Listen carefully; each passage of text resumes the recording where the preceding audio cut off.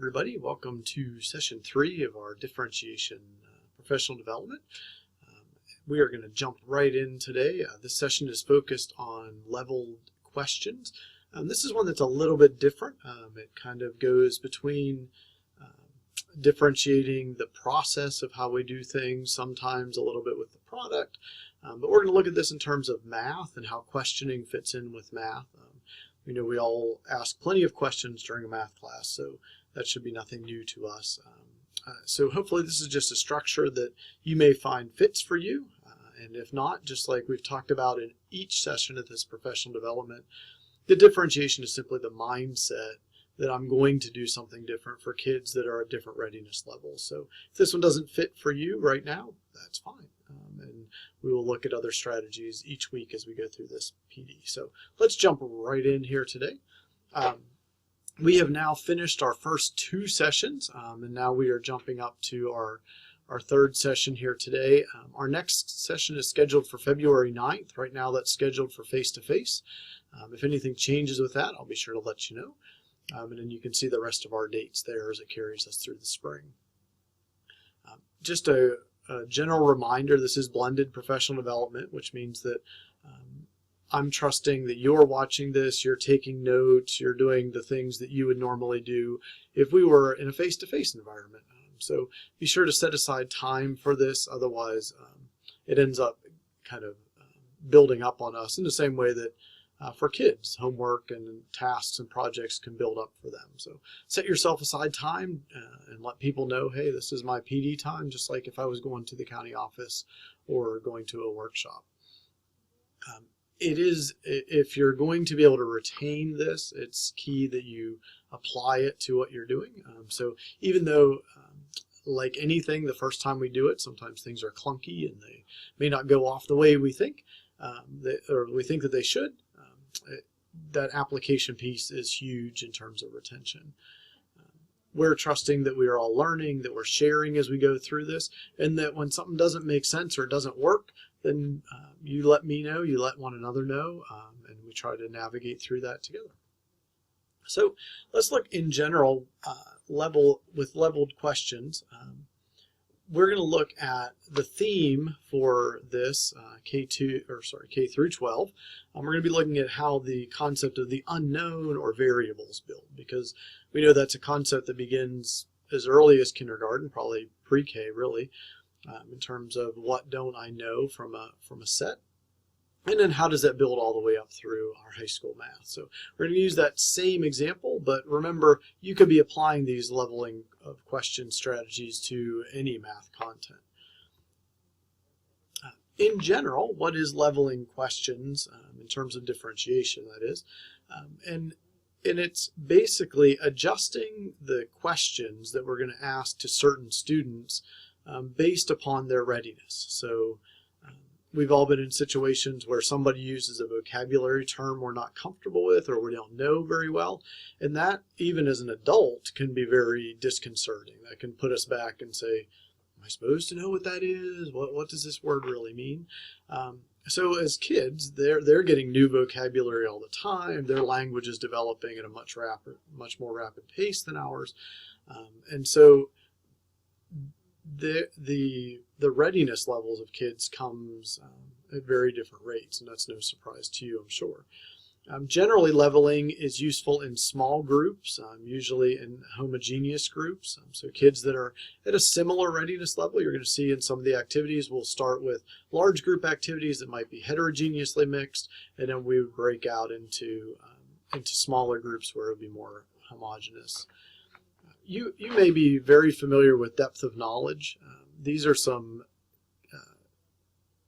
graphics that I like because it helps me when I'm trying to think about how am I going to ask this question? What do I want to really get from it? Am I looking at a low level or a higher level? Now, almost any word, just like when we talk about in math, if we go at a keyword approach, it breaks down at some point. So you could certainly take a level 4 word and make it a level 1 question. But in general, this gives us somewhere to go. So these are just 2 simple graphics that I pulled from a Google search and that have been used in different professional developments. But you can kind of see that we're working in in an environment here where we can start with generally recall type questions, things I already know. And so when we talk about, add these things up, tabulate them, name what you see, illustrate this picture, repeat what I've done here, which is all probably too common in math at times. That would be a level 1 type question or a level 1 type task. And then we move up to level 2, which is really starting to apply the skill or the concept. So where's the cause and effect? How could you modify this? Can you predict what would happen next? What do you notice is going on here? What do you observe? Can you summarize the process we just used? And then we move up to strategic thinking. So now we've got to start really applying to novel situations here. So can you solve this? We've learned all this about how to use, say, the distributed property, but now can you apply it to a new situation? Can you apply it to something that we haven't done before? So some of the level 2s and level 3s start to blur into one another, so we might be comparing two things. We might get into an investigation of how certain number systems work, those kind of things. And then at level 4 is really where we're taking it and creating something new. We're generating either new information or at least new information to me as the learner. So the second graphic on here, I know it's a little hard to read, but again, these are easily found in a Google search. So I won't get into all the details, but I like the bottom columns of the second graphic because it breaks out a little bit more specifics at each of the levels. So as we're thinking about leveled questions, let's kind of keep in mind that there are all kinds of stems or prompts that can help us in this process. Also borrowed this from another professional development. We know oftentimes we talked about revised blooms, and so again, when we're talking about structure of knowledge and how we think of things, all these pieces weave together, right? So when we're looking at depth of knowledge and the different areas, I thought this was a nice way to capture everything from recall all the way up through extended thinking or creative thinking. So I'm not going to read all these to you, but you can certainly pull the presentation off the Edmodo group and use these as they work for you. In general, we're going to be looking at 3 groups of students, right? So we're going to look at struggling students, on grade level students, and above grade level students. So what does leveling questions do for our struggling students? Well, primarily what we're going to be doing and what it does for our students is it narrows the focus of the question. So if a student or a person is struggling with something, oftentimes we're trying to hone them in on what really is the essential understanding, because once I get that, then I can extend, right? Doesn't mean we're always going back to a really basic element, but what it means is that I'm going back to what's really the most important and helping kids isolate what's the most important. Oftentimes in leveling questions, we're trying to provide vocabulary support. So we might try different vocabulary terms to try to help a student through the process. But what leveling questions is not, it is not making the student responsible for less. That can be a misconception with differentiation in general, but it can also be easily misunderstood when we talk about leveling questions is, well, I'm just going to ask for less from this student. And it's not about asking for less. What we're trying to do is ask for that same information, but provide some sort of scaffold to hold the student up along the way. So a good non-example would be if my goal is to help kids understand perimeter and area, it doesn't mean that my questions just start asking about perimeter because this group of kids is struggling with area. But it does mean we might have to provide some more support for those kids. So we'll look at some of those examples as we go through here. For our English language learner group, what we're really going to be doing in leveling questions is increasing the context, right? So we want to increase the visual cues, the pictures, the icons, thinking about how we structure sentences. And this one is tricky unless you've had a lot of training for English language learners, and I'm certainly no expert in that, but we do have a number of folks around the county who can help with this. But thinking about how we structure a question, keying kids in on what's important, right? So instead of asking what is the average of this set of data, where I started with what is the average, so that's like what I'm going to do, right? And then I say of what? Of the data. That's now, if I'm learning the language, if I'm struggling with the language, that's kind of backwards, right? First I want to know what am I working with? So instead of that order, I might try using this set of data. Okay, now I'm looking at the data. I've got the chart, the graph, maybe I've got a visual of the data. I want to find the average. Now, it doesn't mean a kid's going to automatically get it just because I changed the order of the wording, but it allows them to start with what they know and then get to the question piece. So very often leveling questions is about clarifying vocabulary.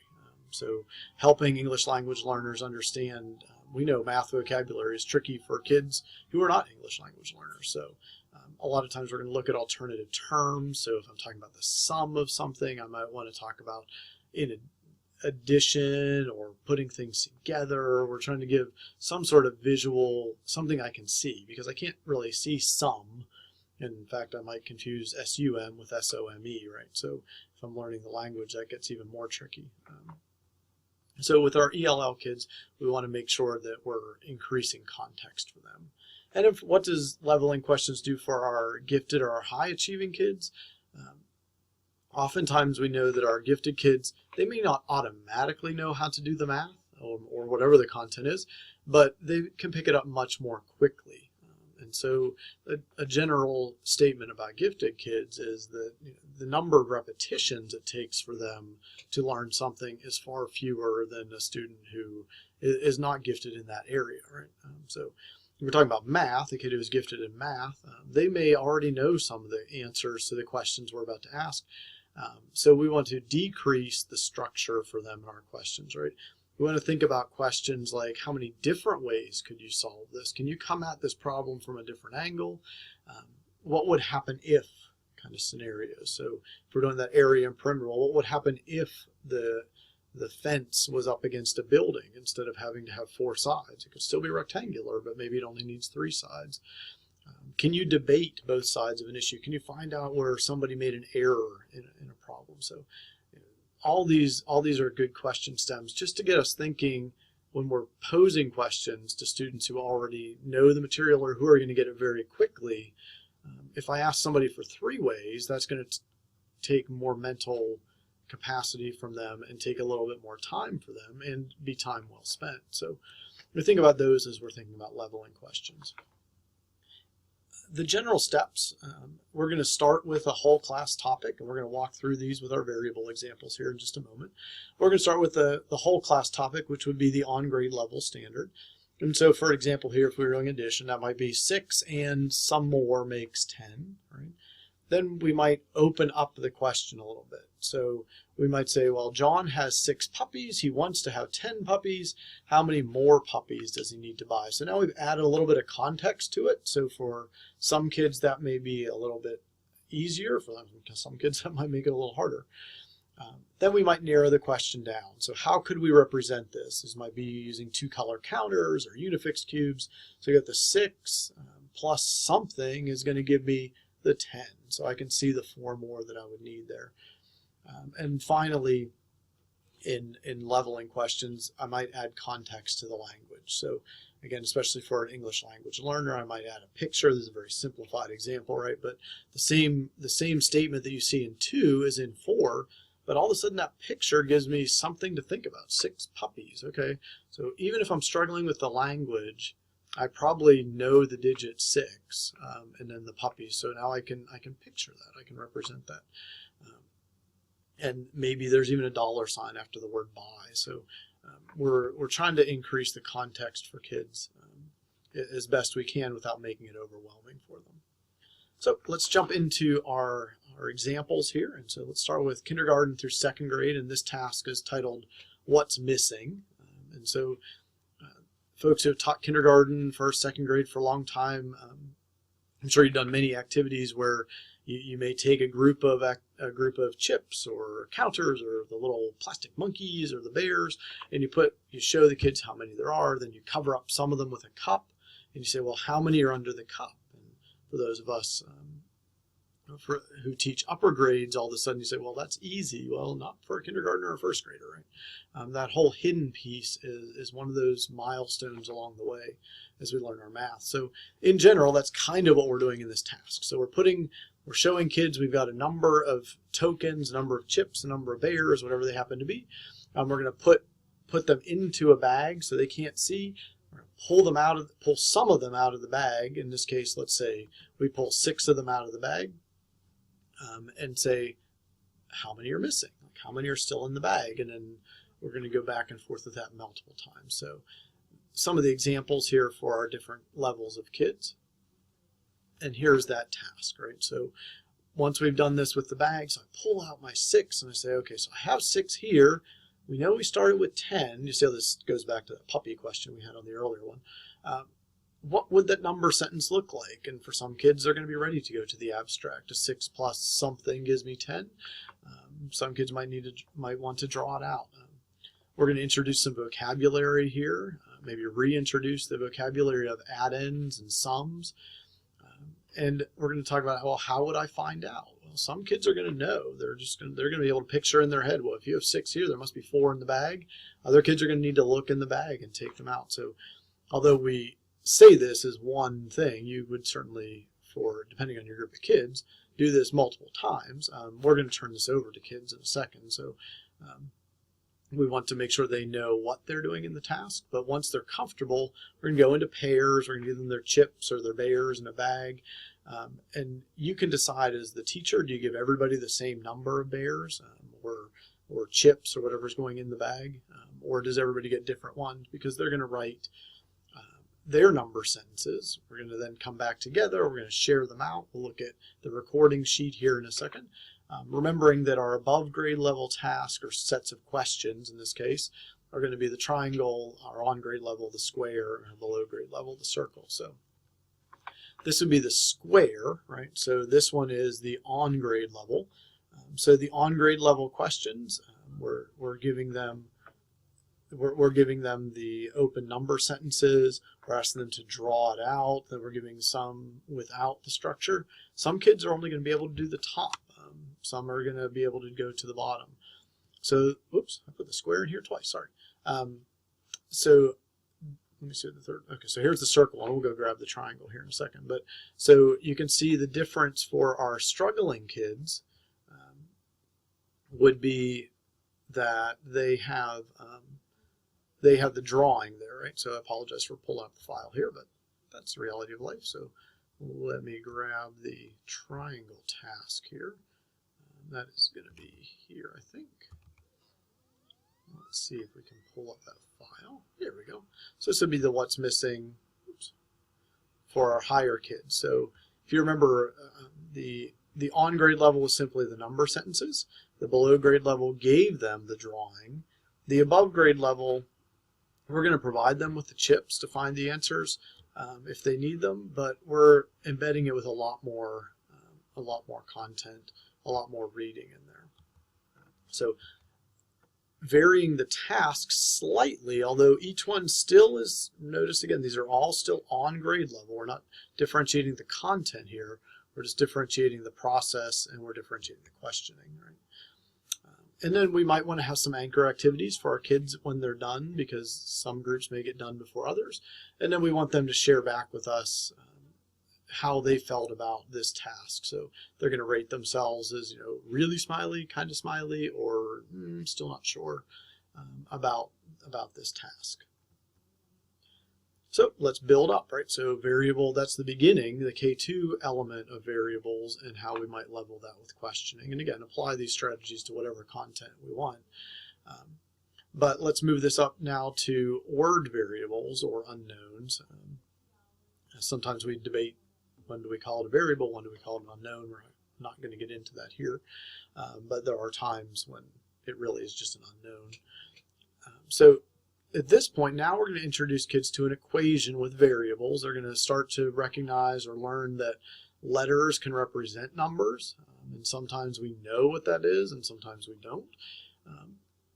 So kids are eventually going to create their own equations, and they're going to work together to solve an equation that somebody else has made and go back and forth like that. And they're going to get a chance, based on their readiness level, to work with some leveled questions. So the general standards here are that we're looking that kids do grasp that concept that a variable is, or an unknown is, often represented by a letter in mathematics, so that it's not confused with the digits, and that we have open number sentences quite often in math, right? So we might do something like this with the whole class, right? So again, these are 3rd, 4th, 5th graders. So we might write A plus B is something. I say, okay, so can you find the answer to this problem? And some kids might say, sure, it's 4, and I did that because I said A was 3 and B was 1, so therefore it's 4. But is there really the answer to this question? Obviously, there's multiple answers based upon what we assign values to for A and B. So then if we assign a value, we say, okay, well, what if A is 5 and B is 3? Can you solve that now? And we might, depending on our kids and what they're ready for, we might call these secret numbers. We're not going to hide from the word variable. We're certainly going to use that, but sometimes just the concept to grasp that, oh, these are secrets or these are unknowns, is easier for a kid to grab onto than just the term variable. So we might repeat this with a subtraction problem, right, and then throw in some digits for that. And then we're going to turn it over, ask some kids to write their own, and then come back as a class and share what they created. So up to this point, it's all whole group, and now we can break it out. So this gave us some time, and now we're going to break it out in terms of what do above grade level, on grade level, and below grade level students do with this. So here's our above grade level task, right? So they are getting this task where they are asked to use the letters, which have certain money values to them, and asks questions like, what's more expensive, a puppy or a kitten? So just in a really comfortable way saying, okay, well, if the P is worth $14 and the U is worth $30, and follow that through, which is more expensive, a puppy or a kitten? Just again, we're just trying to get kids aware that letters can stand for values at this point. And then we can plug those into an equation. So on grade level, so notice the first question is still very similar, right? The values, I believe, are the same in the table, except for now we're saying what's more expensive, a dog or a cat? Remembering that with our above grade level kids, the triangle kids, we're going to add a little less structure, a little more complexity. On grade level, we're going to provide a little less complexity, and then for our struggling kids, we're going to give them a little bit more to work from. So it's still asking what is dog plus cat, but we're providing them with each of those values, right? So you might find in any given group, you might only have triangles and circles, or you might have circles and squares. But again, the sheets look similar enough that kids aren't noticing so much that different people are doing different work. And then we'd like them to assess themselves, and also for us to assess how they did on a task. So giving a rubric is certainly powerful. As we move up into middle grades, now we really have to start using the variables, and we've been using them in 5th grade and some of that a little bit as well. But we're going to start with a discussion about things like operations and variables and simplifying. We're going to move into a whole class review on combining terms, and then ask them to use what they know to create problems of their own. So this starts to lead into what a function is and how those work as we get into our upper levels of middle school math and into the beginning of high school math. So we've reviewed those concepts with kids. We're going to break into our homogeneous groups. You'll notice we'll look at each of the sheets here for the different tasks in the recording sheets.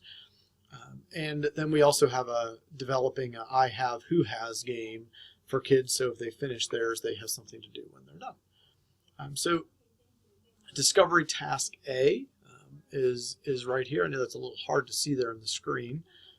So let me see if I can pull that up in our files here. Okay, so maybe this is a little, sorry about that. I think I bumped the record button. So let me start that little part again. So these will be our 3 tasks, a little bit easier to read here. So thanks for bearing with us there. At the circle level, at the struggling student level, we're going to provide them with a little structure and say, you can represent 3 objects with 3 letters, right? So if I have 3 yellow pencils, the 3 kind of same pencils, I might call those Y, Y, and Y. And since they're 3 Y's, we might rewrite that as 3Y, but that's the same as Y plus Y plus Y. A lot of our kids get hung up there, right? They never really connect this 3 Y's written that way is the same as 3 Y's that way, and then when we try to subtract them, they get all confused, right? So as we look at that, we might do that with a number, right? So if Y happens to be 4, what would that look like? And what would it look like as an equation? So this is kind of walking them through and then giving them some different tasks, right? We're going to increase the complexity a little bit for our on-grade level students and give them a little bit more to do with those values. And then as we move up, our questioning for our above grade level kids is going to be even less structured, right? And ask things like, what do you notice about these things? Instead of telling them and then asking them to reflect on it, we're giving them we're not giving them the example actually, and asking them to tell us what do they see in there. So these are those same 3 cards. They were a little bit tricky to see there in the video. They're going to record their information on a sheet that's also given to us here. And so as they're working through a middle school understanding of combining like terms and putting those things together, or decomposing like terms is just as important for our middle school kids. Giving them time to play with that is definitely important. And having an anchor activity, so if that circle group gets done, they know they're coming back and developing their I have, who has cards, or whatever the anchor activity is that makes sense in your classroom at the time. Because again, remember, with anchor activities, you want to make sure they're relevant to the kids. So then let's take a step up and let's move to high school. So following from the K2 example of kind of the hiding piece and what's the unknown there, to the 3-5, to the 6-8, where we're now combining terms, and now we're moving into more abstract math, but math that can still be represented concretely.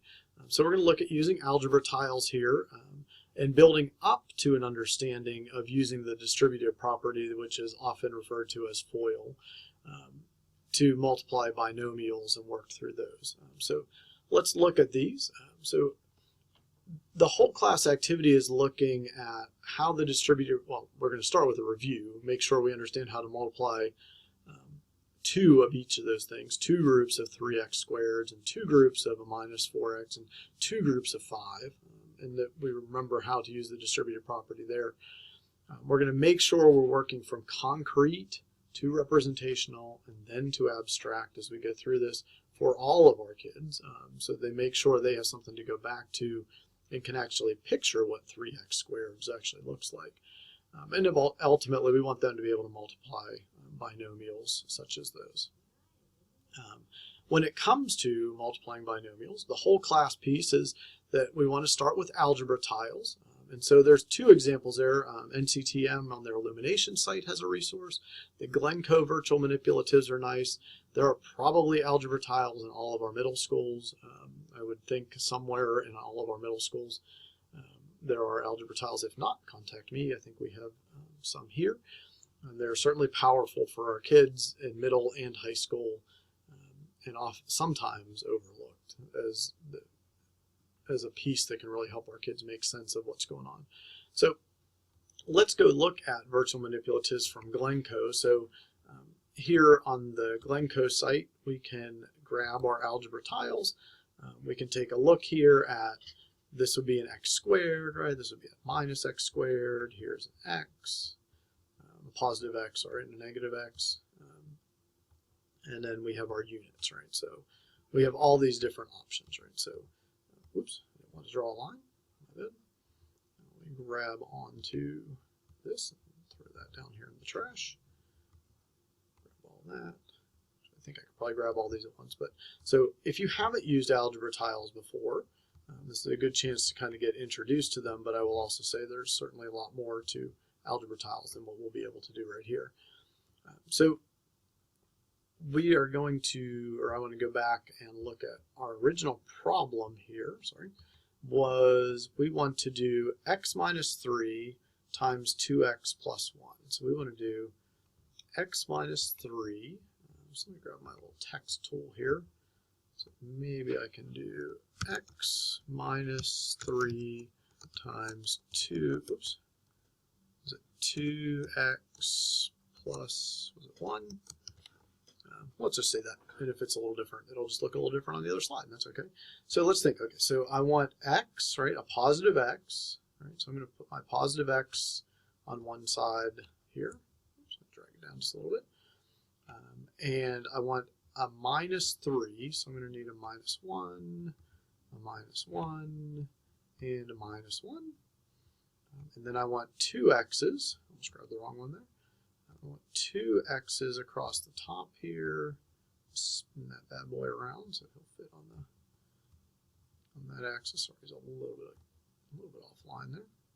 That's probably not important to you. So, and then I need another x because I have 2x up here. I'm just going to spin him around, and these become the lengths and the widths, right? Plus 1. Okay, so then we're looking at, well, what does that make? Well, when I put an x with an x, well, what does that make? Well, it makes a length of x and a width of x, and that's called x squared, right? That's the area. I'm just going to make another length of x and width of x. And then I've got 1x. Well, what does 1x look like? Well, 1x looks like that, right? And what does minus 1x? Because that's an x, right? And I'm doing minus times that. So what does a minus 1? Well, it'll be the same as an x, except it's going to be a minus, right? So we're going to put that in here. And I'm going to need another one of those because I've got another minus x. Again, ideally, this would be the part that we would be doing together, in whether it was in class or in professional development, right?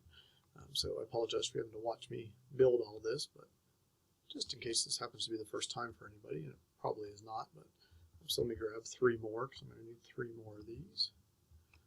And let's put them where they belong. And again, the reason for this is because the minus 1 tells me that's the length. It's one dimensional, right? So it's one group of that, and it happens to be a negative one group of that. So we're going to represent that with the red.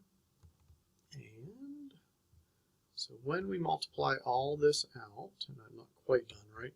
I have a minus 1 times 1, and that's going to give me a negative 1. And a minus 1 times 1, that's going to give me a negative 1. And a minus 1 times 1, that's going to give me, so 3 groups of negative 1. Right? So now I have all this beautiful picture, and we might put all these together and say, well, what do we have here now? Well, oops, let me grab my little text tool down here. So if I was, text tool, there we go.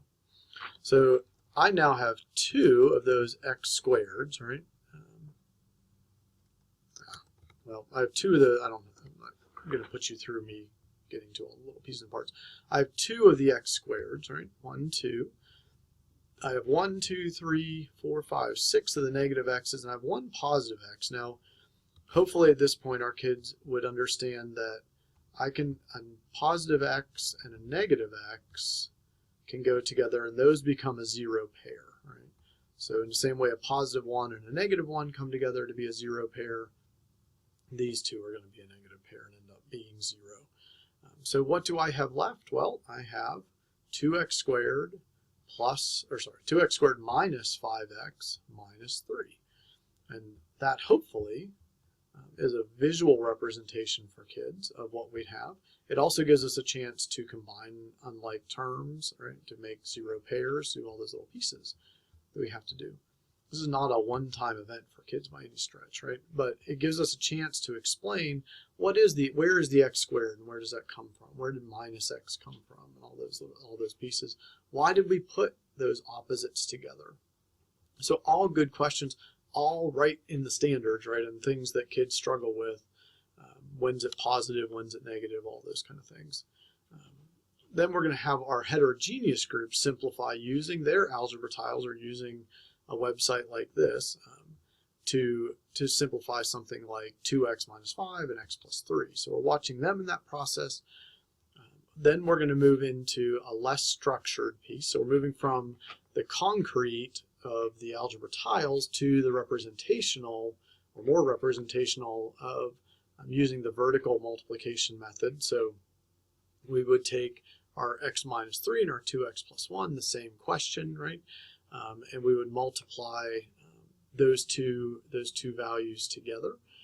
So in that case, if you haven't done, again, if you're not a high school teacher or a middle school teacher, you might not remember, and that's okay, that we would have to take the 1 times each of these elements, we'd take the 2x times each of those elements, and then we would be lining up our different values. So when we line up the x squareds and the x's, we'll get that same effect that we had with our virtual manipulatives. So let me hop out of my pen, because that's, there we go. So we would get this same effect, but instead of this version, we would just have the numerical, the digits written down. And we would ask some of those same kind of questions, but now we're moving on to with it being a little more abstract. So why is this negative 6x have to go under the x? Why do we put those x's together?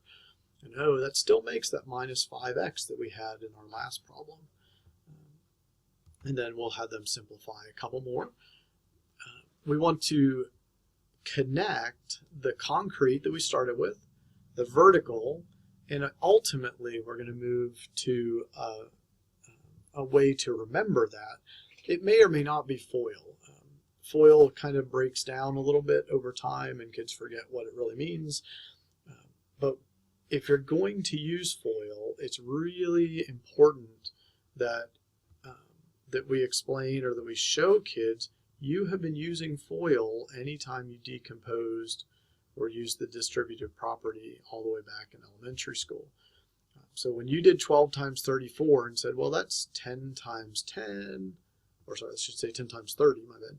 That should be 10 times 30, right? And then 10 times 4, and then 2 times 30, and 2 times 4. When you did all those steps, you were using this property. So FOIL, of course, is the traditional first, outer, inner, last terms, and that's the same as what we see here. Again, personally not a huge fan of FOIL, although I understand that for some kids having a mnemonic is a great resource. What we have to make sure of, though, is that they've had all these other experiences first. Otherwise, they try to remember the name of it, and they forget why they would ever use it. In the same way, you can do that. Trying to remember, how do I do the distributive property versus what's it really doing for me? So a long way to get around to this part. So kids, what we want them to do is to compare the 3 methods, and then we have 3 different tasks for them that are asking them questions at various levels, all asking them to do the same work, but asking them to do it at different levels. And so you will see here on the sheets that follow, so this would be our below grade level group. You can see the model here. We'll flip back and forth between these. The model first, and then building up to the vertical method again, and then to FOIL, or to the distributive property. With our on-grade level group, they don't get the completed picture. They're going to have to be able to do that on their own. They're going to have to be able to multiply those together. It's not an example given to them. And the questions, you'll notice, are a little bit higher level too. And then finally, with our triangle or above grade level group, you notice the much less structure for them, more of what do you notice in these, why does it work kind of questions. So all those pieces, they're going to record what they find, their answers on the recording sheet that's given to them. As an assessment, I think as a teacher, we have to ask ourselves which method, whether it's here in this example or in the other ones, but specifically in this one about the distributive property and binomial multiplication, which method do you recommend if I'm the teacher? Which method do I recommend if I'm the student? Do I need to draw out the pictures? Is there something wrong with drawing out the pictures if I need that? And do I care as a teacher? ultimately it's much more efficient to be able to remember that I need to multiply all the terms together, and there's a nice order to that if I want that order, or I could make up my own order as long as I'm multiplying all those pieces together and then I'm combining like terms. So you have to decide as a teacher what you're comfortable with as we get into that. So that gets us through leveling questions. And we remember that our definition of differentiation here in Onslow County is that differentiation is simply the teacher attending to the learning needs of a particular student or a small group of students, rather than thinking of the class as they're all in Math 1 or they're all in 6th grade math. So they all have to do 6th grade math and they're all at the same level. So we know intuitively that if we get a group of 20 people together, they're not all on the same level on anything. So differentiation to us is just a response to how do we handle that. So that's Carol Ann Tomlinson's definition. We certainly have adopted that here. We also remember that today's was mostly focused on, with the focus on questioning, mostly focused on process. As far as which dimension of differentiation are we looking at. It could be a little bit of product, right? Because some of the students are doing a different product.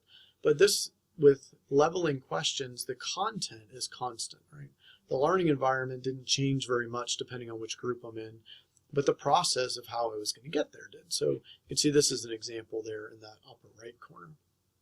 We'll use this graphic probably every time, just to point out again that equal does not necessarily make things right or fair, right? So just because a group gets something different, doesn't mean you're always going to need it different. We'll probably at some point talk about a jagged profile of students and of people and how that fits in here as well. So what do you need to do before our face-to-face session on February 9th? Our next session is on multiple intelligences, which a lot of us have a lot of experience, and I imagine a lot of you have a significant amount of experience with multiple intelligences and how that impacts how you teach and what you teach. So this is more of a little bit of a fun task, I hope. There's an online task. You may have seen this. It's been floating around on Twitter and on Facebook and different places. But it gives you a little bit of what they call their vocational personality profile. So I'm going to post this as an assignment. So to watch the video and then to send in your vocational personality profile before our next session. It takes about 10 minutes to do. So looking at the time, this video is about 40 minutes long. So with that, we're still well within our time. So I hope this is meaningful to you.